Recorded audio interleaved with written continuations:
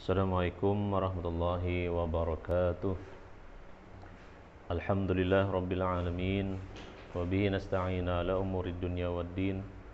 Salatu wassalamu ala asyrafil anbiya wal mursalin sayyidina wa maulana Muhammadin wa ala alihi wa sahbihi ajmain. Subhanaka la ilma lana illa ma 'allamtana innaka antal alimul hakim. Wa la haula wa la quwwata illa billahil aliyyil azim. Qala al-musannif rahimahullah ta'ala wa nafa'ana bi ulumihi fid darin amin. Alhamdulillah pada hari ini insyaallah kita akan melanjutkan pembelajaran kita setelah pertemuan yang ke-8. Berarti hari ini kita memasuki pertemuan yang ke-9. Baik, silahkan buka kitabnya halaman 20. Masih kita membicarakan tentang sunat-sunat sembahyang. Semalam sudah kita bahas sebagian di antara sunat sebelum sunat sebelum sembahyang, kemudian sunat di dalam sembahyang. Nah, dan kita masuki hari ini sunat yang sesudahnya. Sebenarnya membicarakan tentang masalah sunat-sunat sembahyang ini luar biasa, sangat banyak. Kalau di kitab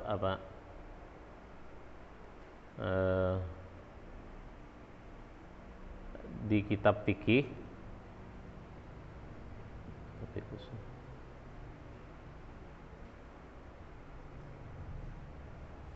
di situ ada di kitab apa namanya Sayyidina Muhammad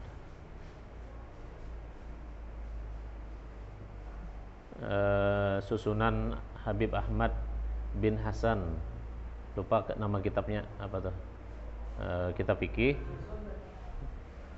Nah, di sana disebutkan sangat banyak sekali sunat-sunat sembahyang. Ya, memang bagiannya sama. Ada sebelum sembahyang, di dalam sembahyang, sesudah sembahyang. Dan di situ dijumlahkan ada sekitar 500 sunat-sunat sembahyang. Nah, itu kan luar biasa. Tapi ada juga yang mengatakan sebagian ulama fikih sampai 700 macam sunnah sembahyang. Artinya sebelum, di dalam sembahyang, dan sesudah sembahyang. Nah, jadi sangat banyak sekali di situ dibahas tentang sunat-sunat sembahyang. Nah, di sini kan sebagiannya saja disebutkan, tidak seluruhnya. Nah, tapi ini pun kalau sudah kita lakukan, kita laksanakan, sungguh sangat banyak sekali pahala yang kita dapatkan dari mengerjakan sembahyang sunat.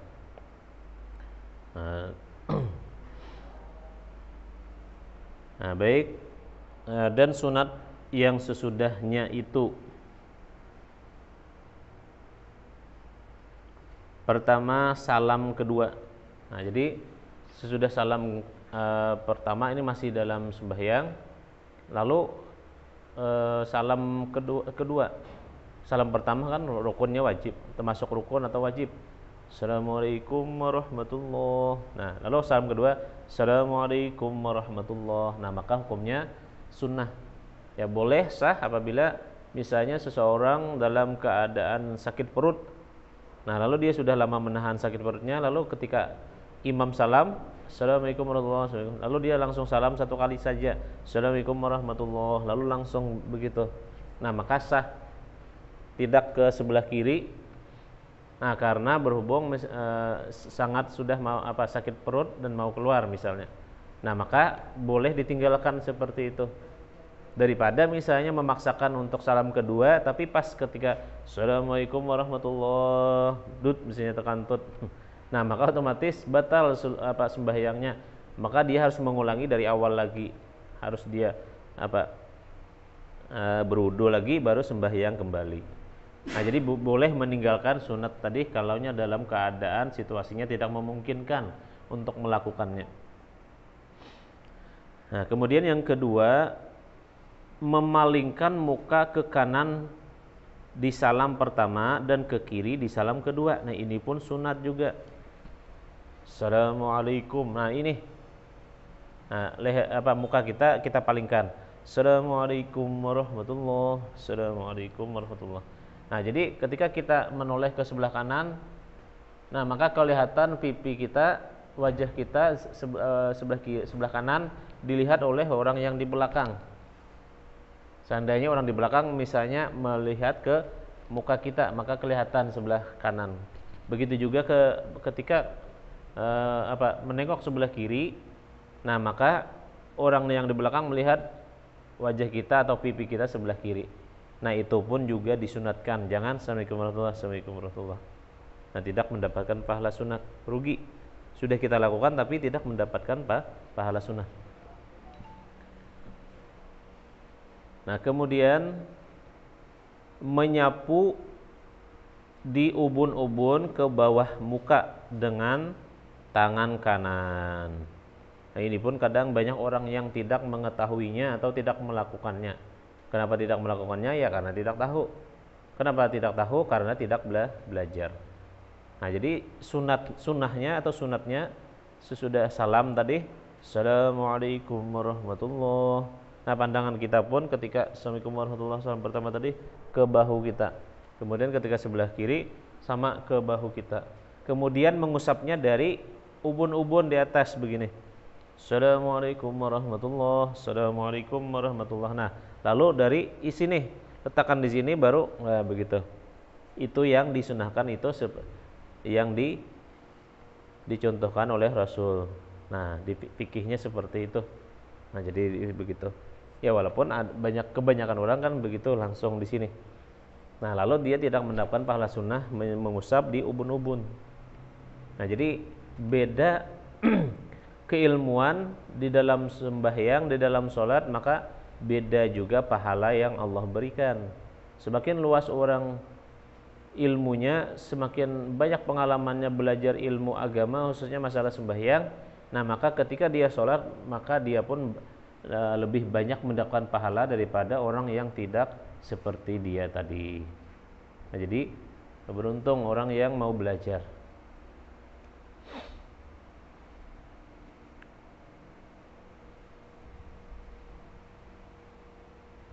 Nah, kemudian yang ketiga, membaca astaghfirullahalazim 3 kali. Nah, sesudah salam mengusap, nah lalu masih disunatkan kita membaca astaghfirullahalazim 3 kali. Nah, baru membaca Allahumma antas salam wa minkas salam wa alaika ya'udus salam atau la ilaha illallah wa la syarikalah. Dan ini pun banyak juga orang yang tidak melakukannya. Ya karena tidak tahu bahwa hukum membaca astagfirullahaladzim tadi sunat. Artinya bila dibaca maka akan mendapatkan pahala. Nah, kemudian sesudah itu 4 membaca wirid dan doa seperti disebutkan di lain kitab. Nah, berwirid. Nah, jadi selesai sholat kemudian sambung dengan wirid. Nah, wirid baik itu wirid pendek ataupun wirid panjang. Nah, biasanya kan di tempat kita kalau wirid panjang maghrib dengan subuh atau wirid panjang. Kemudian wirid yang pendek sholat zuhur, asar dan isya. Nah, itu biasanya wirid pendek. Nah, hendaklah bagi kita santri semuanya ketika selesai jangan langsung bubar. Artinya wirid dulu, minimal itu habis wirid semuanya baru keluar. Dan lebih baik kalau kita santri lagi sudah selesai wirid kemudian ba'diyah sholat tadi. Nah, itu lebih baik lagi. Dan dibiasakan seperti itu supaya menjadi kebiasaan yang baik bagi kita.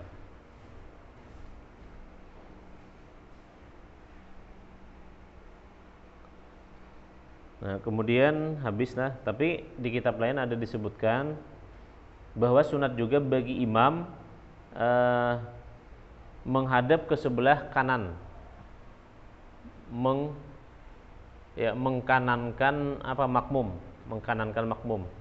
Nah, berarti kalau kita di situ kita nih posisinya seperti ini, menghadap kiblat misalnya, kemudian di belakang kita makmum.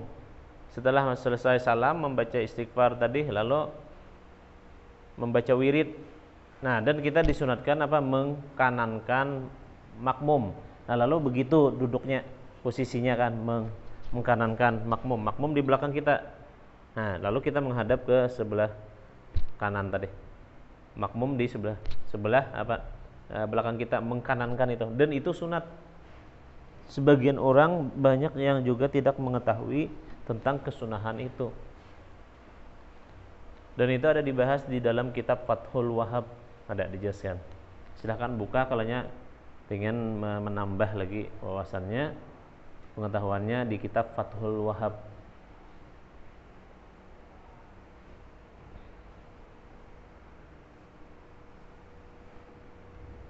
Ya, kemudian segala sebab yang menjadikan sunnah sujud sahwi. Segala sebab yang menjadikan sunat sujud sahwi. Nah, apa saja ya penyebab orang melakukan sujud sahwi? Yaitu 4 perkara.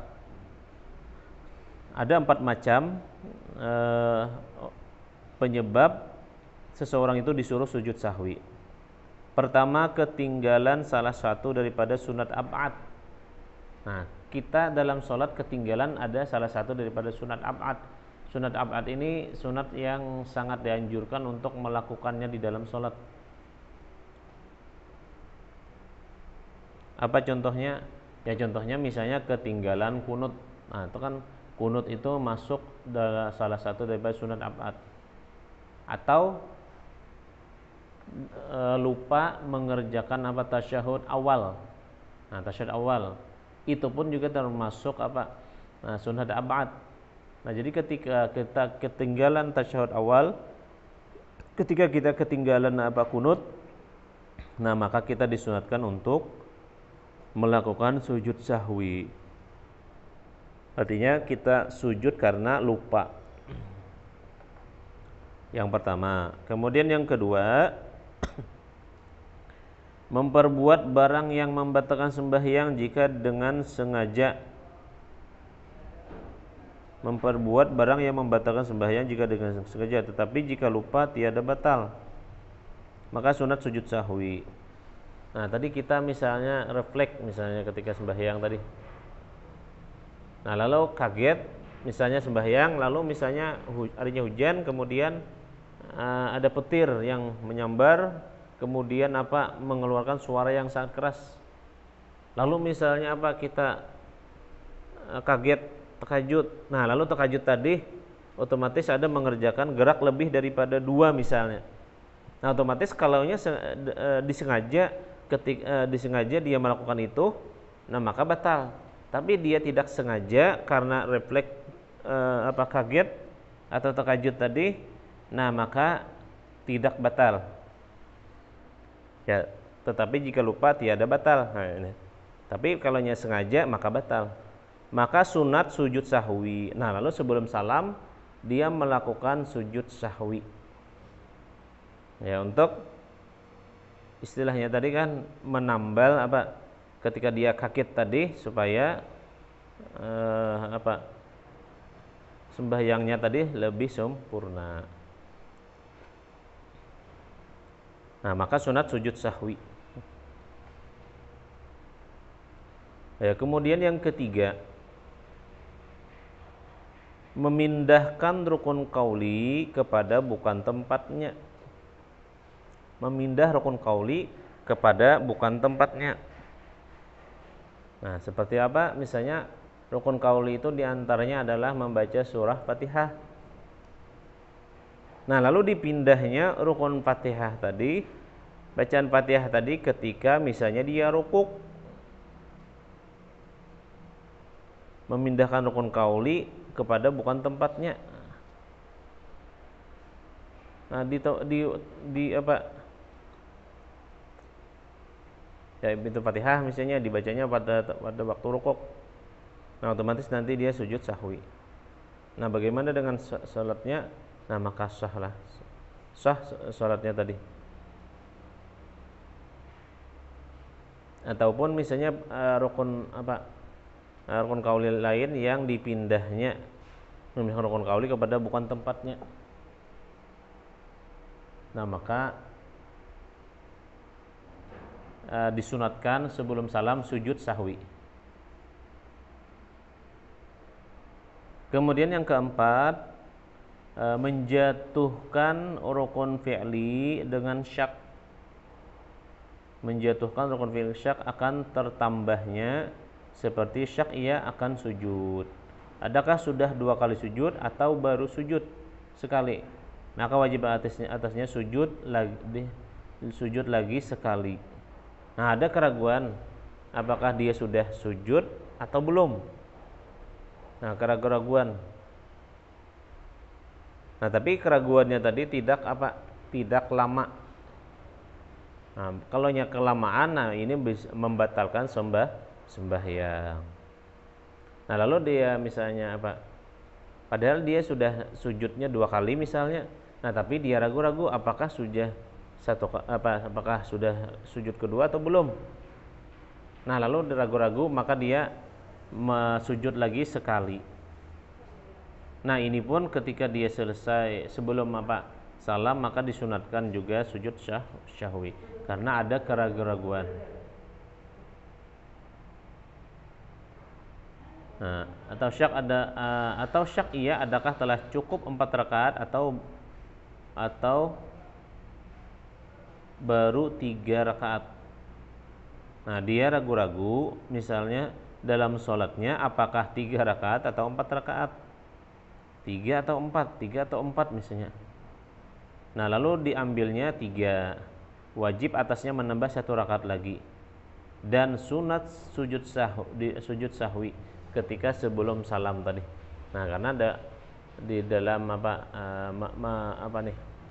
untuk menghilangkan keraguan tadi, yaitu dengan ditambal dengan sujud sahwi. Nah, jadi sholat kita itu harus kita benar-benar yakin.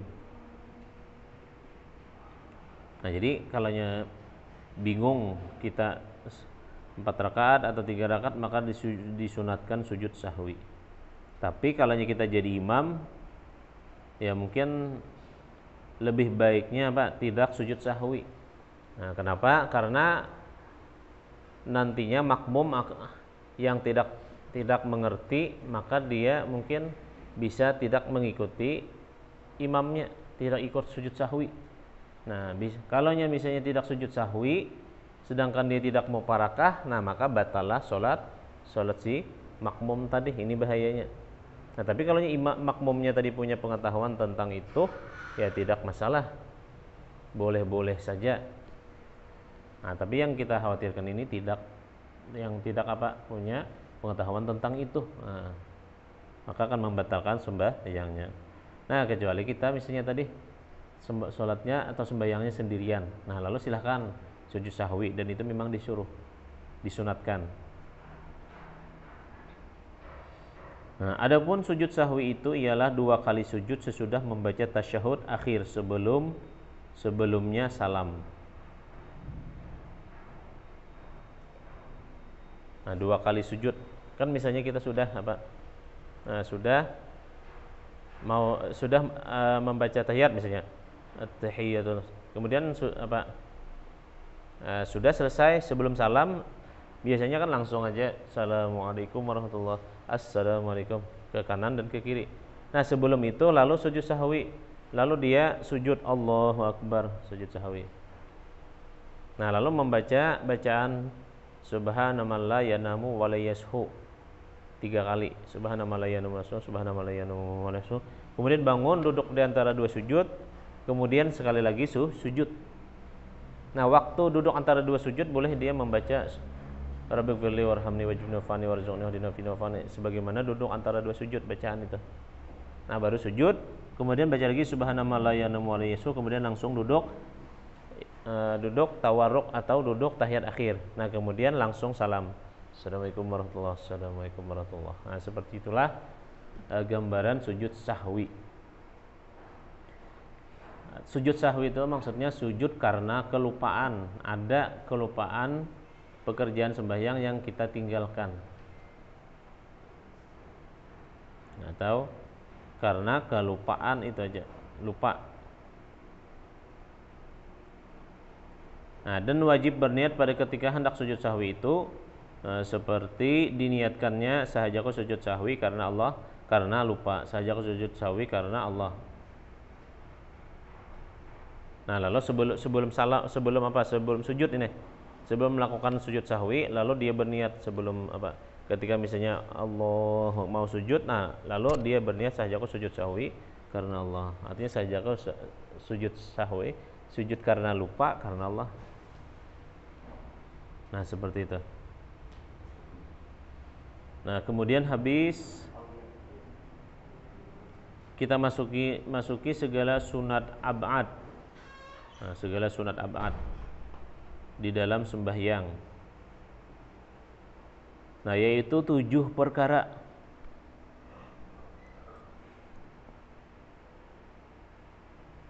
Nah, jadi sunat ab'ad di dalam sembahyang ada 7 perkara. Pertama, tasyahud awal. Nah, jadi tasyahud awal bukan rukun. Kalau ketinggalan, nah boleh sah sembahyangnya tapi pahalanya kurang. Nah, lalu untuk menambal kekurangan pahala tadi, lalu kita disuruh sujud sahwi. Kemudian yang kedua duduknya, duduk tahiyat awal, duduk antara 2 sujud yang benar. Nah, itu pun sunat ab'ad. Yang ketiga salawat atas Nabi SAW pada tasyahud awal. Nah, sampai misalnya bacaannya apa, tasyahud awal atau tasyahud awal. At-tahiyatul, hati-hati. Itu banyak yang salah membaca at-tahiyatul. Sepertinya yang benar adalah pakai tasydid ianya.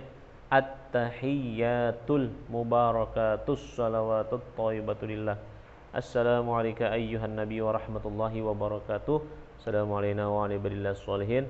Asyhadu an la ilaha illallah.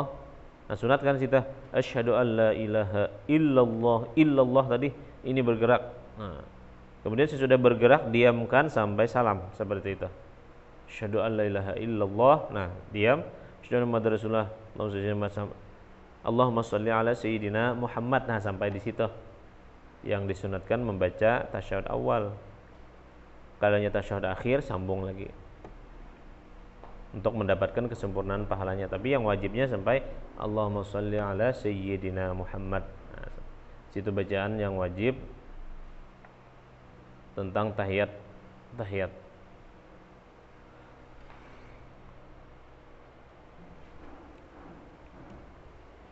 Nah, kemudian yang keempat salawat atas keluarganya pada tasyahud akhir. Nah, ini pun sunat ab'ad bukan rukun. Jadi yang rukun itu bacaannya dari at-tahiyatul sampai Allahumma shalli ala sayyidina Muhammad. Lalu salawat atas keluarganya pada tasyahud akhir. Allahumma shalli ala sayyidina Muhammad wa ala ali sayyidina Muhammad. Kama shallaita ala sayyidina Ibrahim wa ala sayyidina Ibrahim wa barik ala sayyidina Muhammad wa ala ali sayyidina Muhammad. Kama barakta ala sayyidina Ibrahim wa ala sayyidina Ibrahim fil alamin innaka Hamidum Majid. Nah, seperti itu bacaan tasyahud akhir yang disunatkan. Kemudian yang kelima kunut. Nah, kunut pun adalah masuk dalam sunat ab'ad. Jadi jangan sampai ditinggalkan secara sengaja. Nah, kalau kita tidak ingat atau lupa, nah tidak masalah.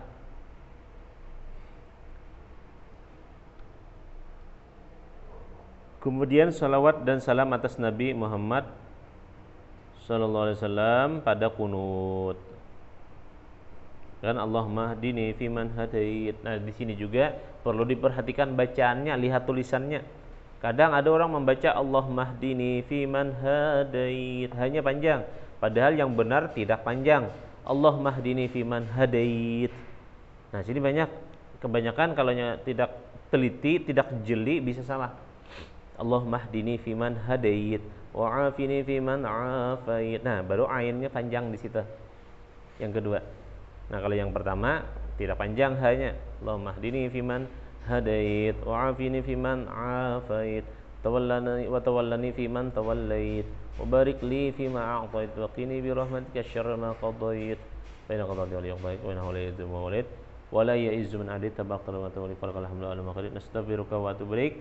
Sallallahu ala sayyidina Muhammadin nabiyil ummi wa ala alihi wa sahbihi wa sallam. Nah, salawat dan salam atas Nabi sallallahu alaihi wasallam pada kunut.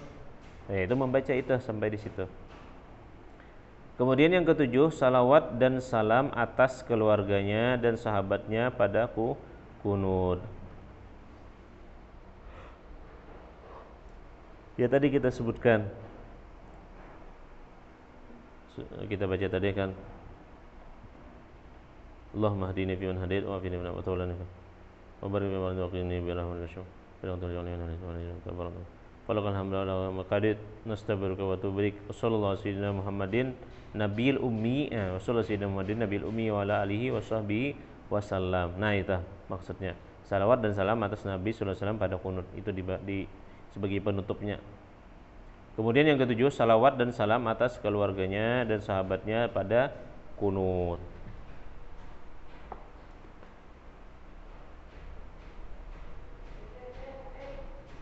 Sallallahu alaihi Muhammadin wa ala alihi wa sahbihi wasallam, wa ala alihi wa sahbihi, dan atas keluarganya dan sahabatnya. Nah itu juga disunatkan membacanya, jangan sampai kita ketinggalan. Nah, habis diantara yang disunatkan dalam sembahyang, baik itu kemarin sudah kita bahas pada pertemuan sebelumnya tentang sunat sebelum sembahyang, kemudian sunat di dalam sembahyang, dan ini kita terakhir sunat sesudah sembahyang. Nanti akan kita sambung lagi pada pertemuan yang akan datang, yaitu pertemuan yang ke-10, ini pertemuan ke-9, yaitu segala yang membatalkan sembahyang. Nah, sampai di sini dulu pembelajaran yang bisa kita laksanakan pada hari ini. Sekali lagi kita mohon komentarnya, tulis nama, alamat yang jelas, dan itu nanti akan kita jadikan sebagai penilaian atau absen hadir. Nah, jadi kalau penilaian kan kita sudah tahu nama-namanya yang sudah hadir. Jadi setiap santri yang menonton semuanya mohon komentarnya dengan menyebutkan nama dan alamatnya yang lengkap. Demikian yang bisa disampaikan, mudah-mudahan ada manfaatnya. Akhir kalam, wallahu wal muwaffiq ila aqwamit thoriq. Assalamualaikum warahmatullahi wabarakatuh.